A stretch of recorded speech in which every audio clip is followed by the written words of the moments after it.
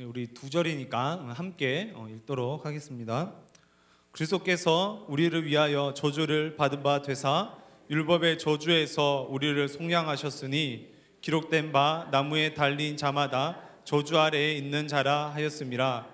이는 그리스도 예수 안에서 아브라함의 복이 이방인에게 미치게 하고 또 우리로 하여금 믿음으로 말미암아 성령의 약속을 받게 하려 함이라. 아멘. 우리 설교 시작하면서 그림을 하나 보면서 함께 나누고 시작하려고 해요. 그림, 네, 옆으로 치우쳤네요. 우리 그림을 보면 유명한 그림이죠, 그죠? 한 번씩 봐본 적이 있을 겁니다. 그림을 보면 뭐가 보이나요? 잔이 보이는 사람도 있고요, 얼굴이 맞대고 있는 것이 보이는 사람들도 있을 겁니다. 덴마크 심리학자 에드가 루빈이라는 그 사람이 그린 그림인데요. 그래서 루빈의 컵이라는 그림이에요. 에드가 루빈은요, 이 그림을 통해서 정경과 배경을 설명하려고 했어요. 정경이 뭐냐? 앞에 있는 경치라는 말입니다. 배경은 우리가 알다시피 뒤에 있는 경치예요. 앞에 있는 경치에 우리가 집중을 하면 앞에 있는 경치가 보이고 뒤에 있는 경치는 보이지 않아요. 그래서 정경이 우리 눈에 보이는 거고 배경은 보이지 않는 것을 말합니다. 우리가 잔을 보면요, 잔이 보이고 뭐가 안 보이나요? 얼굴이 안 보여요. 그런데 우리가 얼굴을 보는 순간 얼굴은 보이는데 뭐가 안 보이나요? 잔이 안 보여요. 두 개 다 동시에 보이는 사람 있나요? 있으면 큰일 납니다. 두 개 다 보이지 않아요. 사람은요, 두 가지 다 동시에 볼 수가 없다라는 것이에요. 사람의 시선과 지각은 하나만 볼 수 있습니다. 예, 이제 그림 빼고요, 저를 보여주세요. 네. 그래서 이렇게 애매한 정경과 배경은 수시로 역전이 돼요. 잔이 보였다가 사람이 보였다가 또 사람이 보였다가 잔이 보이는 등 이렇게 왔다 갔다 거리는 것을 볼 수 있습니다. 사람의 시선은요, 두 가지 동시에 볼 수 없어요. 한 가지만 보입니다. 이것은요, 루빈의 컵을 통해서만 볼 수 있는 현상이 아니에요. 우리가 삶을 살아가면서 이런 유사한 경험을 할 때가 있습니다. 집중해서 길을 가다 보면요, 아는 사람이 지나가도 보이지가 않아요. 그 집중해서 그곳에 집중했기 때문이죠.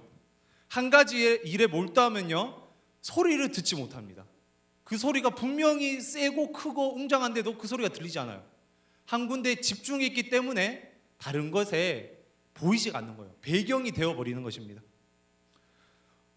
인간의 능력은 제한적이라서요, 이렇게 시선을 여러 군데에 둘 수 없습니다. 오직 한 군데에만 둘 수 있어요. 그래서 예수님께서는 마태복음 6장 24절에서 이렇게 말씀하십니다. 한 사람이 두 주인을 섬기지 못할 것이니 혹 이를 미워하고 저를 사랑하거나 혹 이를 중히 여기고 저를 경히 여김이라, 이렇게 말씀하고 있어요. 하나를 사랑하면요, 하나는 미워하게 돼 있어요. 하나를 중하게 여기면 하나는 경히 여기게 되게 되어 있습니다. 사람의 마음은 하나이기 때문이에요. 우리가 하나님께 시선을 고정하면요, 하나님 외에 다른 것들은 보이지 않습니다. 하지만 우리가 하나님이 아닌 다른 것에 시선을 고정한다면 하나님이 보이지가 않아요. 이것이 우리가 삶의 현장에서 겪고 있는 그 신앙의 상태입니다. 신앙은요, 하나님께 시선을 고정하는 것이에요. 오늘 설교 제목 띄우질 않았는데요, 함께 읽어보도록 하겠습니다. 믿음은 하나님께 시선을 고정하는 것입니다. 믿음은요, 하나님께 시선을 고정하는 것이에요. 하나님을 배경으로 두는 것이 아니라 하나님을 정경으로 두는 것, 그것이 바로 믿음이고 그것이 바로 신앙입니다. 오늘 기도회를 통해서 하나님께 시선을 고정하는 뜨거운 밤 되시길 주님의 이름으로 축원합니다. 우리 갈라디아서 3장 4장은요, 그리스도인의 정체성에 관한 신학적 논증을 담고 있습니다. 특별히 3장 1절부터 5절까지는요, 그리스도인의 정체성이 어떻게 시작되었는지, 바로 불강력적 은혜로 그리스도인의 정체성이 시작되었다, 그리스도인이 시작되었다라는 것을 얘기해주고 있죠. 그리고 3장 6절부터 14절까지는요, 구약 성경을 토대로 신학적 논증을 하고 있습니다. 그래서 오늘 읽은 본문 앞인 3장 6절에서 9절은요, 누구에 대한 이야기가 나오나요? 아브라함, 그렇죠. 믿음의 조상 아브라함에 대해서 설명을 하고 있어요. 아브라함이 하나님의 약속을 믿었습니다. 그랬더니 하나님의 약속이 응답되는 것을 보게 돼요. 아브라함은요, 땅에 대한 약속을 받습니다. 그리고 보여줄 땅으로 가라라는 명령을 듣게 됩니다. 아브라함은 하나님의 말씀인 약속의 땅에 대해서 믿었어요. 그래서 그 말씀을 따라 그곳으로 갔습니다. 하나님의 말씀, 약속의 땅에 시선을 고정했어요. 창세기 13장에 이런 일이 있었죠. 아브라함이 롯과 함께 네게부에 살면서 거부가 되었을 때, 가축과 목자가 많아 함께 거주하기에 넉넉하지 못했을 때가 있었습니다. 롯은요, 눈에 보이는 화려한 땅으로 이동을 합니다. 롯이 눈을 들어 요단 지역을 바라본즉 소알까지 온 땅에 물이 넉넉하니, 롯의 기준은요, 자기가 바라보는 것이었습니다. 그리고 넉넉한 땅이었어요. 롯은 자신의 기준으로 땅을 선택합니다. 하지만 아브라함은 그렇지 않았어요. 하나님께서 땅을 보여주십니다. 그리고 그 땅으로 가라고 하세요. 롯이 그 소돔과 고모라의 땅을 택하자마자 하나님께서는 아브라함에게 찾아와셔서 이런 말씀을 해주십니다. 창세기 13장 13절에서 14절 말씀인데요, 제가 읽어보도록 하겠습니다. 롯이 아브라함을 떠난 후에, 롯이 소돔과 고모라 땅에 간 후에 여호와께서 아브라함에게 이르시되, 아브라함에게 찾아와서 말씀해 주세요. 너는 눈을 들어 너 있는 곳에서 북쪽과 남쪽 그리고 동쪽과 서쪽을 바라보라. 하나님께서 바라보라라고 그 땅을 알려주십니다. 보이는 땅을 내가 너와 내 자손에게 주리니 영원히 이르리라. 이 말씀을 듣고 약속의 땅에 대한 믿음을 가집니다. 그리고 아브라함이 이동을 하게 돼요. 13장 18절 말씀인데요, 우리 함께 읽어보도록 하겠습니다. 이에 아브라함이 장막을 옮겨 헤브론에 있는 마므레 상수리 수풀에 이르러 거주하며 거기서 여호와를 위하여 제단을 쌓았더라. 아멘. 아브라함은요, 약속의 말씀을 듣고 믿었어요. 약속의 땅에 대해서 확신했습니다. 시선을 고정시켰어요. 그래서 행동으로 즉각적으로 옮깁니다. 헤브론이라는 약속의 땅에 시선을 고정하고 가게 돼요. 그는 하나님께서 보여주는 땅으로 갑니다. 하나님의 말씀을 믿고 그 말씀에 시선을 고정시켜요. 약속의 땅에 시선을 고정시킵니다. 그 결과 아브라함은 그 약속의 땅을 받게 돼요. 창세기 25장 8절 9절 말씀인데요, 우리 함께 읽어보도록 하겠습니다. 그의 나이가 높고 늙어서 기운이 다하며 죽어 자기 열조에게로 돌아가매 이삭과 이스마엘이 그를 마브레 앞 해족소 소알의 아들 에브론의 밭에 있는 막벨라 굴에 장사하였으니, 막벨라 굴에 장사했다고 되어 있어요. 막벨라 굴이 바로 헤브론 땅에 있는 굴입니다. 하나님께서는요,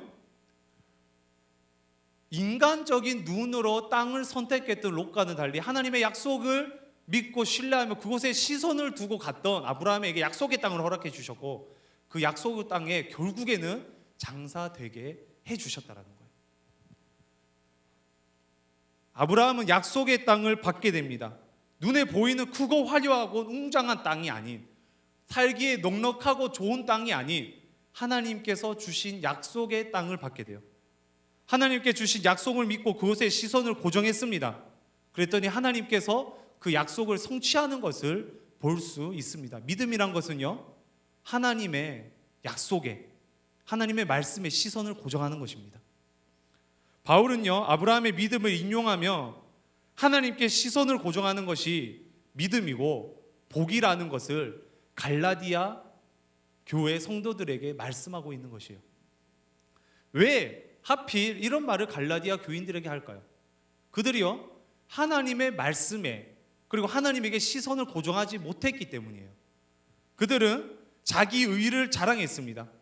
율법의 행위로 구원을 받으려고 했어요. 하나님이 아닌 자신에게 집중을 했습니다. 자신이 잘 되고 자신이 좋아지고 자신이 형통하는 것에 집중했어요. 그들의 신앙은요, 변질되게 되고요, 그들의 구원에 대한 확신은 사라지게 됩니다. 흔들리게 돼요.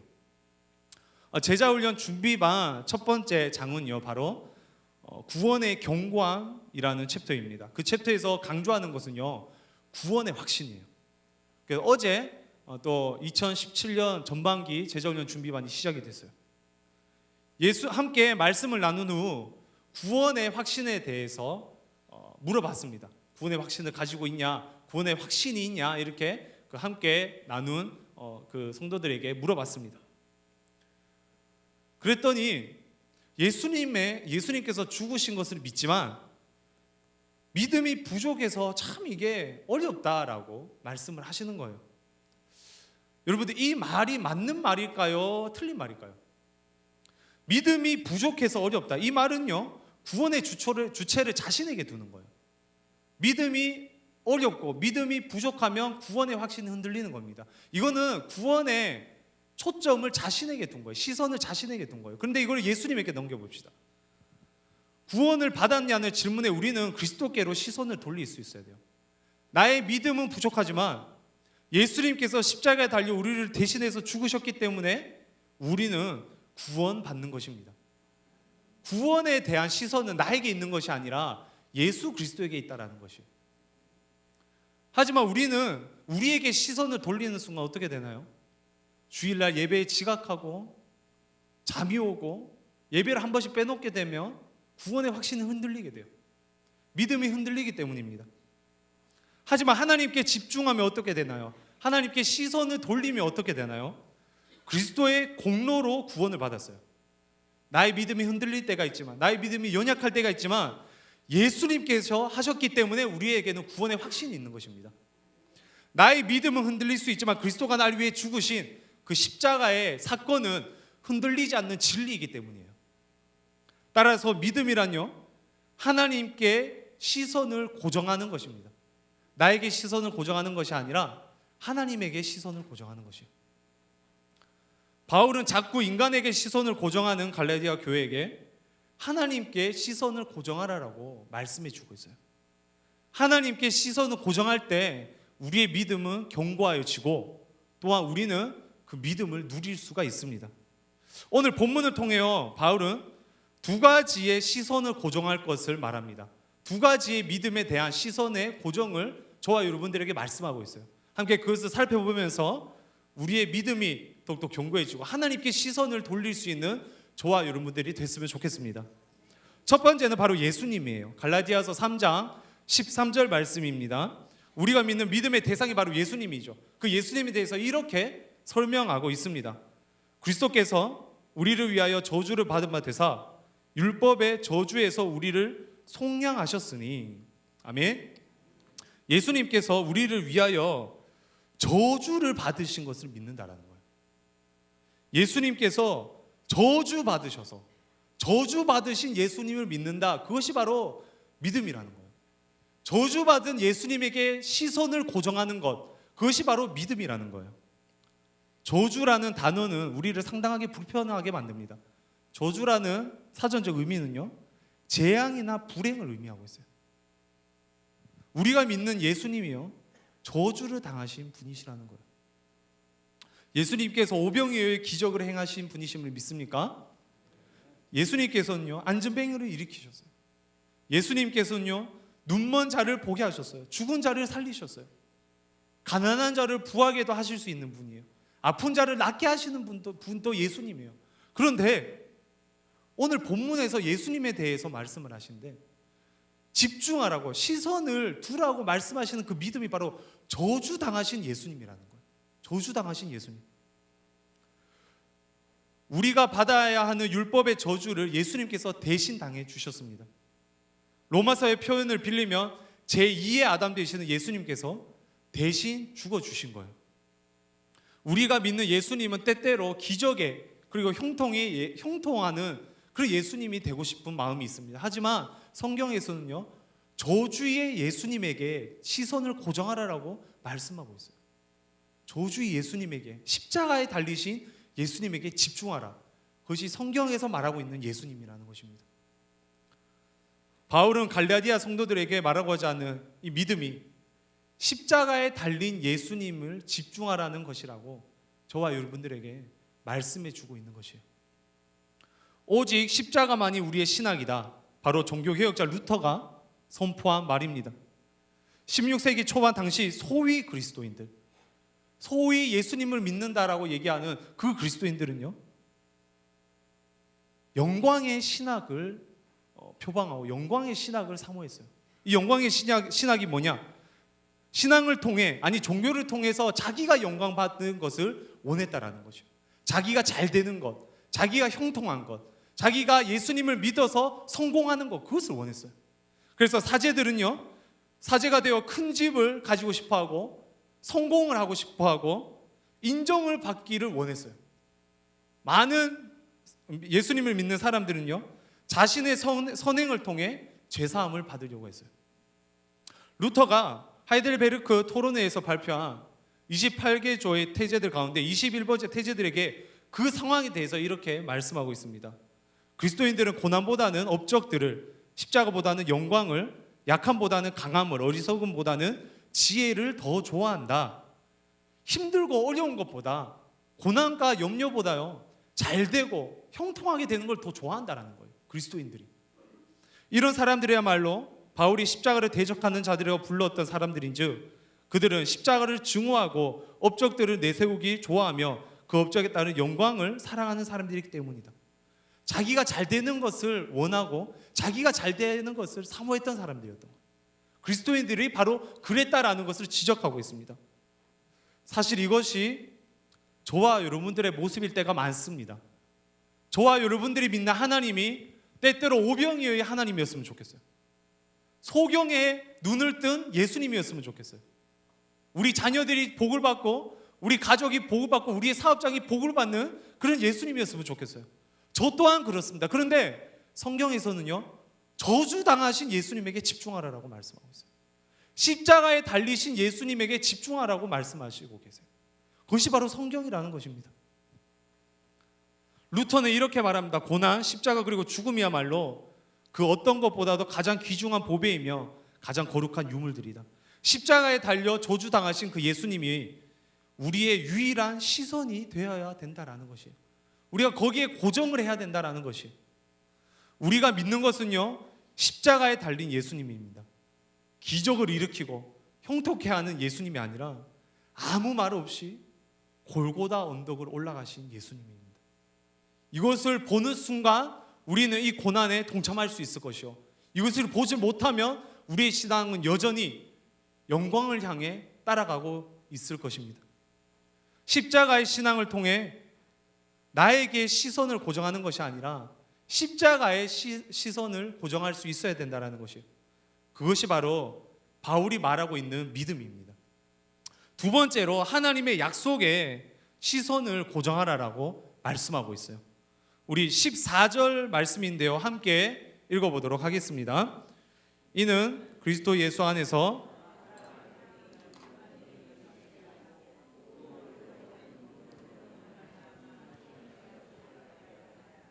아브라함이 무엇으로 말미암아 복을 받았죠? 믿음으로 말미암아 복을 받았어요. 아까도 얘기했듯이 약속의 땅에 대해서 믿었고 결국에는 그 믿음을 향해 복을 받게 되었어요. 그 약속의 땅을 받게 되었습니다. 이방인도 믿음으로 말미암아 복을 받아요.